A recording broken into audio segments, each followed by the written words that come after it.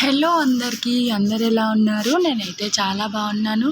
శనగపప్పుతో గారెలు చేశా అని చెప్పాను కదా, ఆ ఫుల్ ప్రాసెస్ వీడియో ఇది.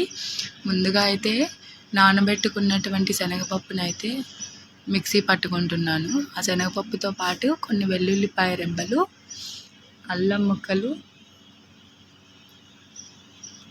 టేస్ట్కి సరిపడ సాల్టు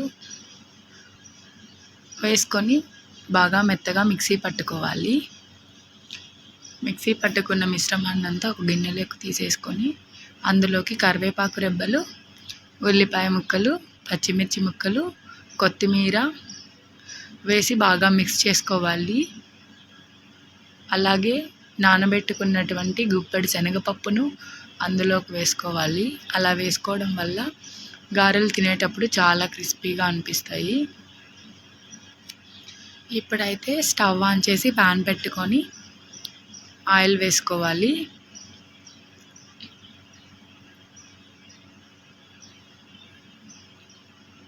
ఆయిల్ బాగా వేడైన తర్వాత మనం కలిపెట్టుకున్నటువంటి పిండితో గారెలు వేసేసుకోవాలి. చాలా సింపుల్ అండ్ ఈజీ ప్రాసెస్. మీరు కూడా తప్పకుండా ట్రై చేయండి, చాలా టేస్టీగా ఉంటాయి.